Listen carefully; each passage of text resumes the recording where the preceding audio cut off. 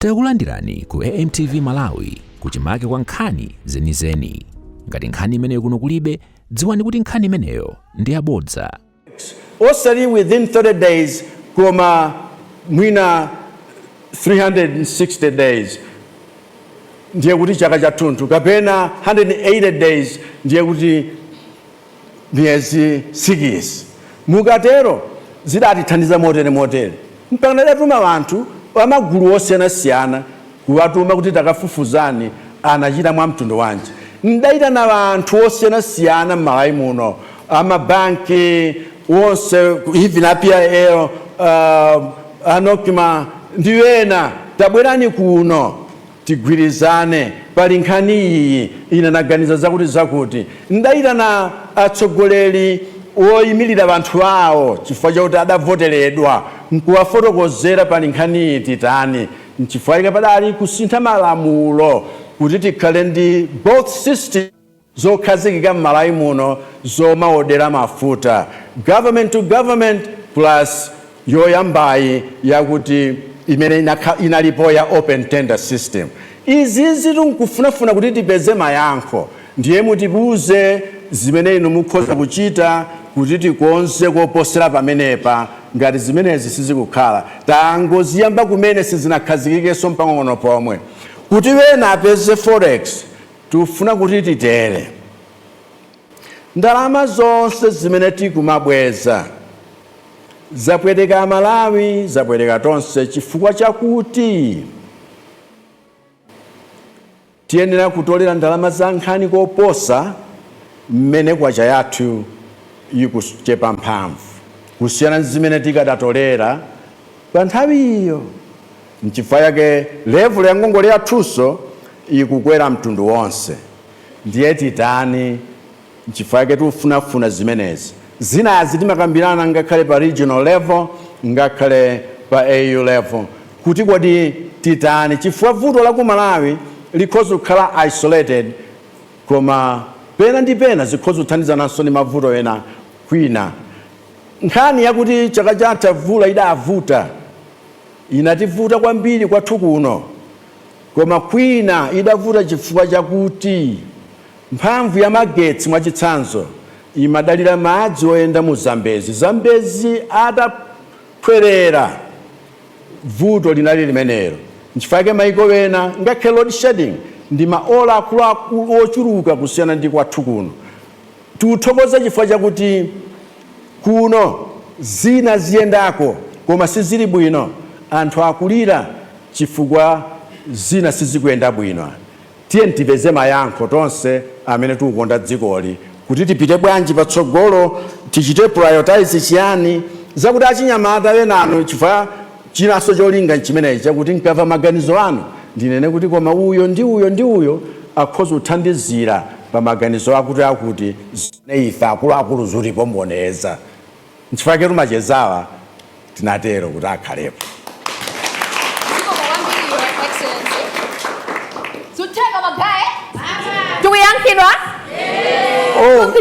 Nikambepo za aphunzitsi waja naiwala nkhani ya aphunzitsi. Ife ngakhale budget imene azinena mamali tayika ndalama zoti tilembeso aphunzitsi ambiri. Aphunzitsi amene alembedwa ndi administration ino ikuposa aphunzitsi amene adalembedwa kumbuyo konse ku administration wawo. Aphunzitsi amene akwezedwa na administration ino ikuposa aphunzitsi amene adakwezedwa kumbuyoku. Izi tuchita monga mwakuthekera, monga nanenamu chifukwa chokuti ndalama sizikupezeka zonse zakuti muchite zinthu zonse nthawi imodzi.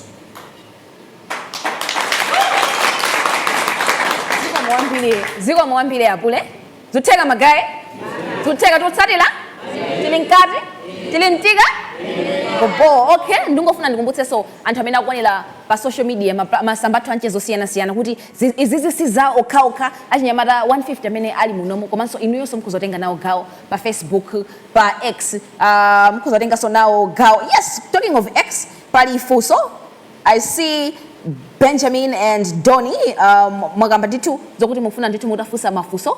So you're up for audios, mufuna nditu mutafusa directly amene wawa afotokozauka. Okay. Kuti kodi funso imene ali nayo kapena ndemanga zimene akufuna apelekere masanano ndiotani? Thank you. I hope you can hear me. Hey, Bagai, ndikumva? Yeah. Ziko mwa kwanzi. Ziko moso kwa president. Ndima ule mwano seombera. Omodi mvera no. Mundi lo nandiyankhula m'Chizungu. Chifukwa funso langa ali. I'll be more articulate in English. So, Mr. President, pomwe mayimira o president. In your administration, kuti you're going to root out corruption Malawi. And honestly speaking, and you know it's an actuality that there has been quite a lot of corruption, especially with amongst the high-ranking officials in your regime and government. Because we've seen a lot of scandals. There's an excellent report that's out by the Center for Investigative Journalism in Malawi concerning the Lilongwe City Council with land grabbing, and then there's also multiple cases of financial misconduct and mismanagement of funds. So my question to you is, why has your government failed to act decisively against these corrupt officials, and how do you justify the commitment that you made to the Malawians on accountability, because these cases keep going unchecked? And also, just to add on, I speak for many people saying that we want you to answer the questions and not go around the questions. Thank you very much, Mr. President, and all the best. Thank you.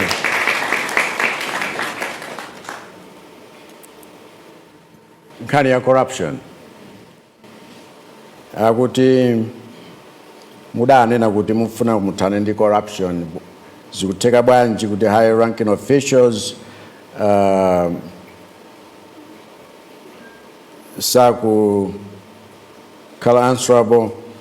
Nkhani zina zimene wa investigative journalism adayika poyera mwalephereranji kuti muchite zimene mdanena kuti mudzachita. How can you justify this, Mr. President? Ndangobwereza sinudziwa ngati wandimva bwinobwino mmene amalankhulira muja. So funso lakuti corruption ku Malawi, ine chimene ndachitapo ntangokhala president, ndidawonjezera ndalama zoti zipite ku ACB, tidawonjezera kulemba anthu antchito oti akhale ku ACB, tidalemba munthu amene tidamuyika akhale Director General wa ACB, nkupatsa preferential treatment yakuti ngakhale kumene amakhala enanu simungadziwe. It was beyond zimene ma civil servant wena amapeza ndi kumene amakhala.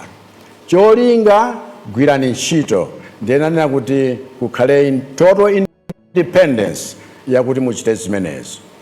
Ndinawawuzanso anthu amene amachita enforce za kutsatidwa kwa malamulo a police service, gwirani ntchito yanu kolingana ndi mandate ya malamulo a dziko lino. Ndawawuzanso anthu amabungwe osiyanasiyana, gwirani ntchito zanu kolingana ndi mandate imene dziko idakupatsani kupyolera mwa malamulo. Chifukwa fundo yanga ina idali yakuti tizitsata malamulo ochita zinthu.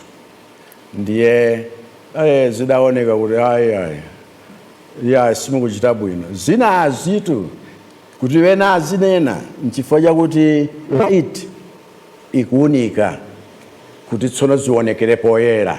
Zinthu zina zimene zimakhala zobisika chifukwa nature ya corruption ndi zinthu za mdima, zinthu za kuseli, zinthu zakuti wena sanga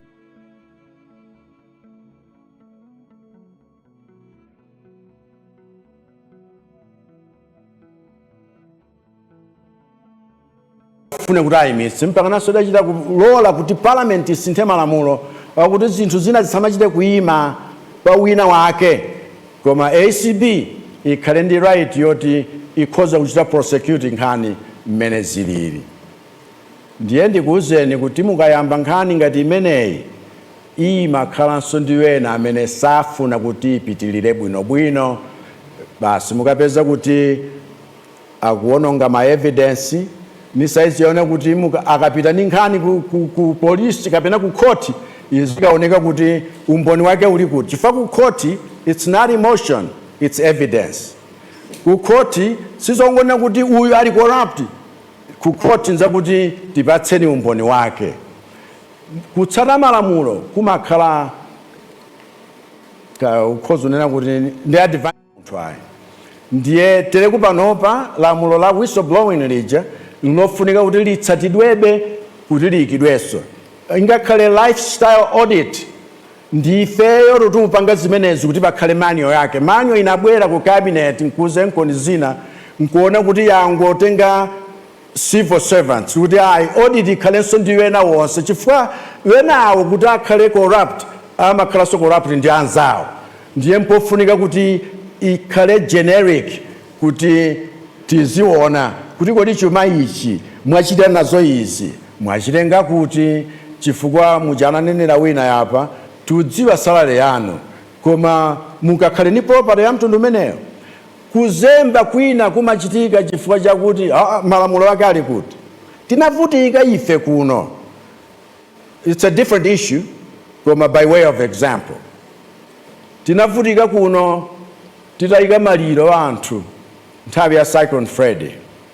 Mafumu nkumatidandaulira, pofufuza nkumapeza kuti angakhale malo wosenera kumangidwa amaloledwa kumangidwa chifukwa chakuti anthu amapita m'maofesi nkumakapeza zilolezo zakuti akhoza machita zinthu zimene siziloledwanso ngakhale ndi council yawo. Koma wena podandaula mwina upita ku court nkukapeza injunction, mwina so an indefinite injunction yakungoletsa zimene zija, tidayika abale wathu. Zinthu zina tikamagwirizana kuti tiye tichite mwa mtundu wakuti koma zisali zotsata malamulo zimakhala za mtundu umeneyo. Icho chinali chitsanzo chabe. Ndiye ndifuna ndikutsimikizireni kuti sizikadatheka wena kumangidwa, wena kuchotsedwa ntchito pakadakhala kuti ine sindalole kuti zinthu zitheke kukhala mmene ziyenera kuyendera motsatira malamulo kwa iwo amene akutsata malamulo ameneyo. Ndipo zimenezo zachitika mu administration yathuyi. Kukhala president sukhala wekha wa polisi ukamanga munthu, sukhala wekha prosecutor upita naye ku court. Chimene ndayesa kuchita ine mu administration yangayi nkuonetsetsa kuti ma systems azikhala functional according to the law.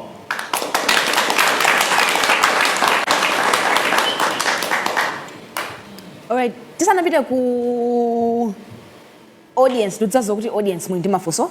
Tikhaidi kupanga pa expo mwepo kukisaso wasaso mpata amene akutiwonera online kuti sona usatenge gawo pali mafunso awiri ndikhale ndikuwawerenga onse pamodzi mogwirizanaso ndi nthawi. Mafunso apa kuchokera kwa Nasty V Sharpshooter. Akuti again I would like to ask why can we not have change in the RBA to strictly only manage the currency through market interventions and debt instruments and not regulate and dictate the price of Forex? I would want a fair market for Forex, remittances and payments to address shortages. At the same time, on X, there's also another question here. It says, Mr. President, given the ongoing demonstrations and public outcry over economic hardships, what immediate and long-term measures is your government taking to ease the financial burden on citizens and restore economic stability? Namwe sanapita ku audience titapanga kai address my questions then we'll get back to the youth tili present physically muno. All right. Ndithokoza kwa basi Sharpshooter.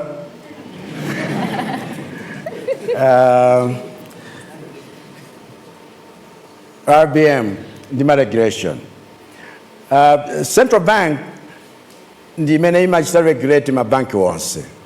so they can't run away from regulation. Koma Taizambiri Central Bank imachita deal ndi monetary policy, pamene Ministry of Finance imachita deal ndi fiscal policy. Kunena kuti kodi za ndalama ziziyenda bwanji, tsono ku finance tikapereka ndalama zikugwira ntchito yanji moyenerera. Ndiye kuti zikagwirizana zikhoza kuthandizira kuti dziko liyende bwino. Mukafunsa za long term measures, vuto lagona mepo chifukwa ambiri chifukwa choti tuzunzika pali pano tufuna short term measures. Ndiye tisachite either or, tiyesetse kuti tichite both and. Ndiye pa both and ipa mpamene pakuvuta. Mwachitsanzo nkhani ya inflation iyi panopa ndi ma estimates wa zolima mvula ikamaliza bwino zithandizira, komanso chimanga chija tabweretsa ndi kugula china zithandizira, komanso tikayamba mwamphamvu kulondola nkhani ya migodi ni tourism kupatula agriculture zithandizira. Zina mwa izi tikamakamba za Malawi 2063, that's a long term measure.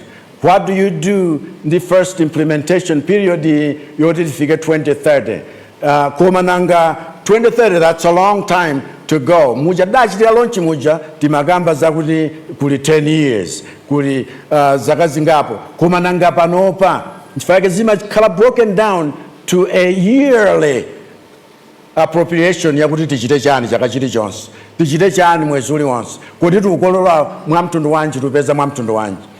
So mpofunika kuti timve kulira kwa anthu amene akuvutika m'misikamu, mu msewomu, m'midzimu. Choyamba ndi zakudya. Ndiye zakudyazo ndi zimene tili kugawazi kulikonse Malawi muno, komanso kuti tiwonjezere. Tithokoze African Development Bank, tithokoze World Bank amene watithandizira ndi ndalama zowonjezera kuti tibweretsebe chimanga china, chifukwa nthawi ino pamene mdima waoneka kwambiri, pamene anthu akungoyembekeza kuti mwina chikucha sitifunanso kuti chiwonongekeretu pamunda. Ndiye measure ina imeneyo chakudya nchofunika zedi pali pano zimene tikupangazi. Number 2, mpofunika kuti tionetsetse kuti kodi tsono ma measures wa msanga wothandizira kuti anthu ziwapepukireko akhale amtundu wanji. Zimene zina ni malengeza dzulo, zimene zina azilengeza mawa anduna popereka statement ya budget kuti tiyese kuchita izi zinthu zimene anthu akudandaulira nkukhala nazo pa msewu. Tonse tikagwirana manja, monga timagwirana manja tikakumana ndi ma emergency, zilithandiza kuti tonse tipeze maansala wake. Nchifukwa chake ku MCCI, kuma business people, kuti tuwaitana wonse monga takhala tikukumana nawo kuti tipeze njira zochitira. Inu achinyamatanso mukhoza kutithandiza kuti nenikepo maganizo wanga pamenepa kuti zinthu izi tisachita either or. Long term policy ngakhalenso regulation pamusi pake. Thank you so much. Thank you so much, Your Excellency. Magayi, mafunso linawe? Komano nthawi magayi. Tapemphe apule awalipo mpawe. Mutsogolo muno mwatipangileso. Zizichitika. Alipo mpatu mutapempha mukhoza.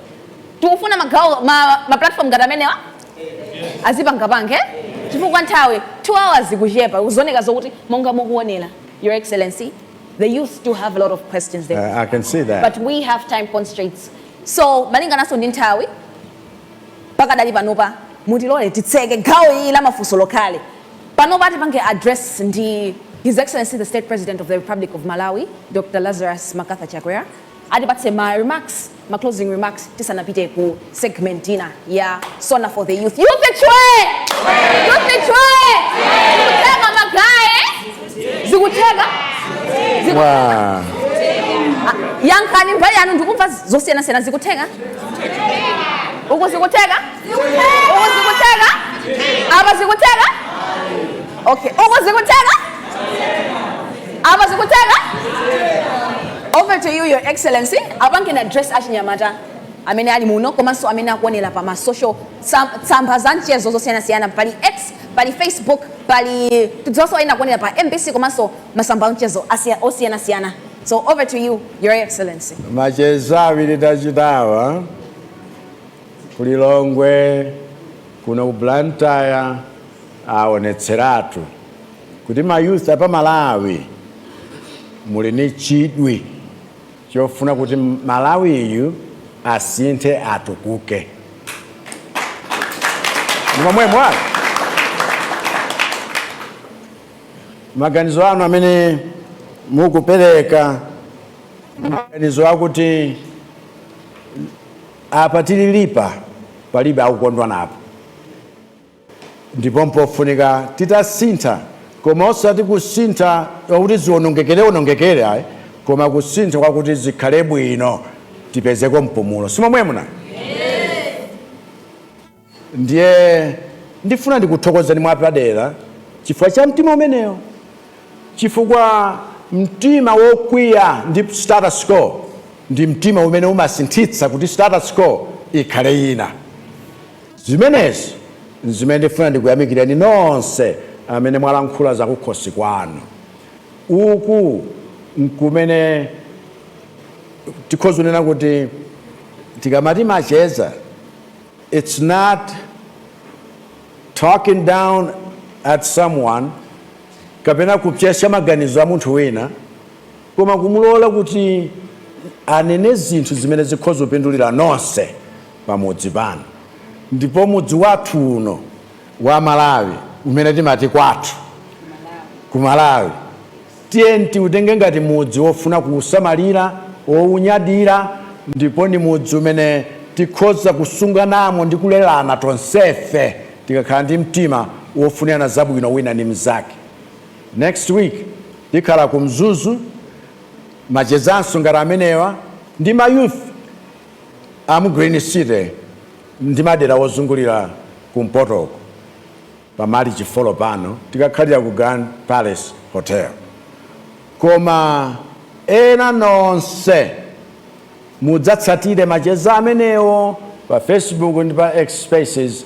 Ine ndifuna kuti inuyo mudziwe kuti maganizo anu ngakhale wosemphana ndi ine ndi maganizo wofunika, ndipo ine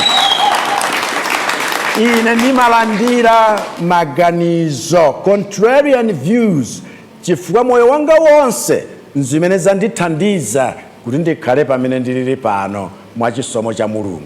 Ndipo tonse tikamverana chotero tikhala tonse mashapu abobo.